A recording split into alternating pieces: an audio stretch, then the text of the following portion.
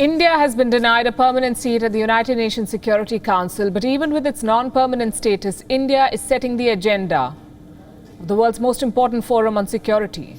Right now, India is serving as the president of the Security Council. For the very first time, an Indian Prime Minister chaired a Security Council debate.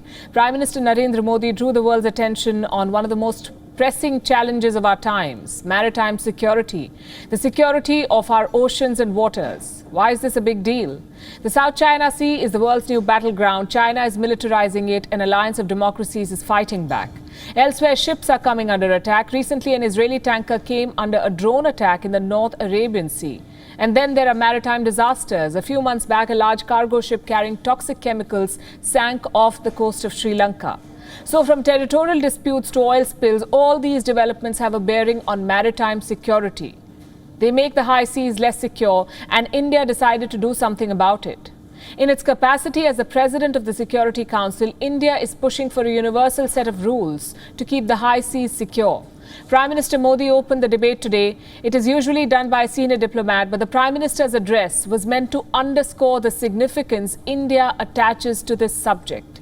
He identified three major challenges that the world faces today: piracy and terrorism, maritime disputes, and climate change.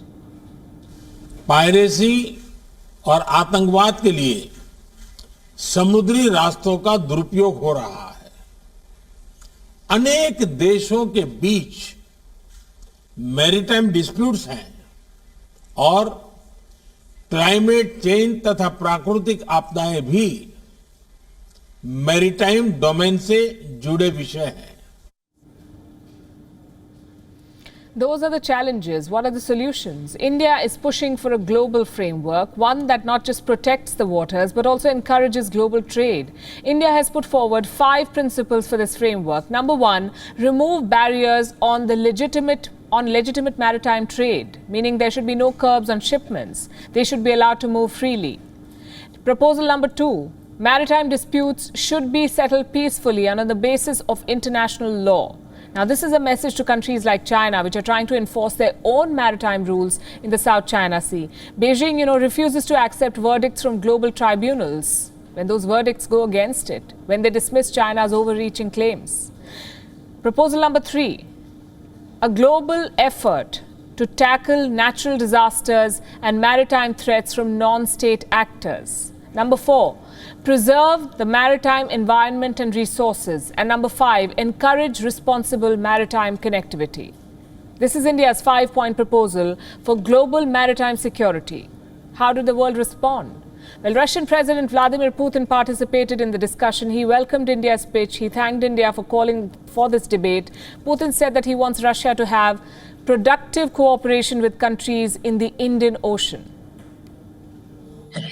Russia also wants to build productive cooperation with the Indian Ocean Rim Association and the Indian Ocean Commission.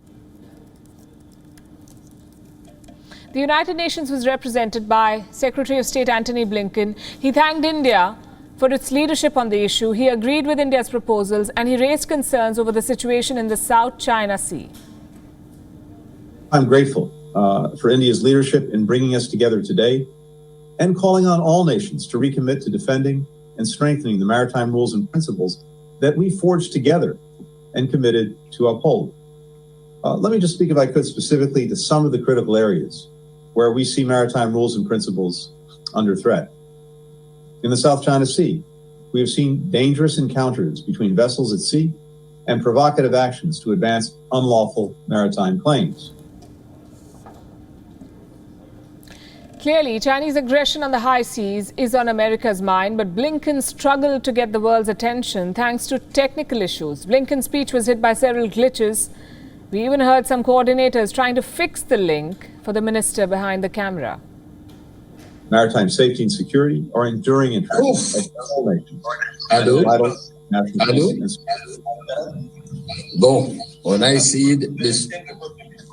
Monsieur le ministre d'Ars, il faut fermer votre microphone, s'il vous plaît. I'm sorry.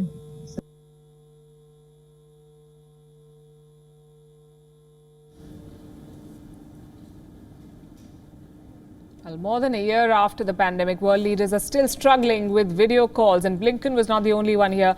Congo's president, Felix Tshisekedi, could not fix his frame while his aides struggled with the mute button. Interpreter, we cannot hear the English interpretation. Vous avez un problème ici, là. Ici, ça.